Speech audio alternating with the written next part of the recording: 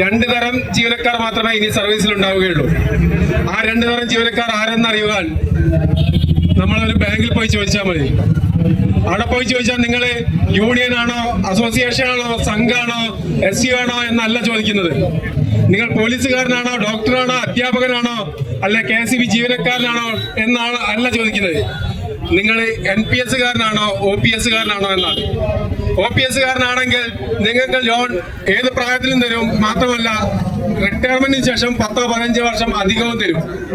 നിങ്ങൾ NPS കാരനാണെങ്കിൽ നിങ്ങൾക്ക് loan അടയ്ക്കാനുള്ള കാലാവധി 60 വയസ്സിന് വരെ മാത്രമേ ഉണ്ടാക്കുകയുള്ളൂ. മാത്രമല്ല ശമ്പള സർട്ടിഫിക്കറ്റ് കിട്ടുക എന്നത് 60 വയസ്സിന്റെ 5 വർഷം മുന്നേ, റിട്ടയർമെന്റിന് 5 വർഷം മുന്നേ ഉള്ള കാലവരം മാത്രമേ ഉള്ളൂ. പിന്നീട് അങ്ങോട്ട് തരണം വെച്ചാൽ DDയുടെ പ്രത്യേക റിസ്ക് ആണ്.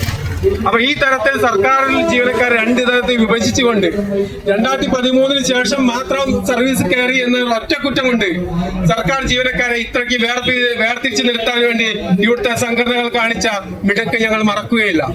നട്ടിലുള്ള ഒരു പങ്കാളിത്ത പെൻഷൻ ജീവനക്കാരന്റെയും പ്രവർത്തന ഫണ്ട്, മെമ്പർഷിപ്പ് കൊണ്ട് നിങ്ങൾക്ക് ഇനി മുന്നോട്ട് പോകാമെന്ന് കരുതണ്ട.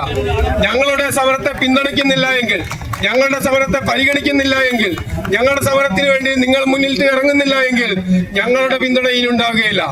കാരണം ഈ പങ്കാളിത്ത പെൻഷനെതിരെയുള്ള ഈ സമരം ഇവിടെ മാത്രം ഞങ്ങൾ അവസാനിപ്പിക്കാൻ ഉദ്ദേശിക്കുന്നില്ല.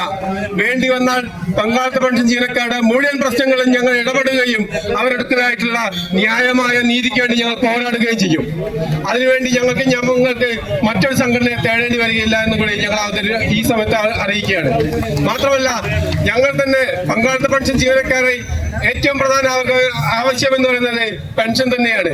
നിങ്ങൾ DAക്കും DR-നും നിങ്ങളുടെ 5 വർഷത്തെ സാലറി പരിഗണനയ്ക്ക് വേണ്ടി സമരം ചെയ്യുമ്പോൾ ഞങ്ങൾ ഞങ്ങളുടെ ജീവിതത്തിന്റെ റിട്ടയർമെന്റ് കാലഘട്ടത്തെ ആശങ്ക അകറ്റാൻ വേണ്ടിയിട്ടാണ് സമരം ചെയ്യുന്നത്.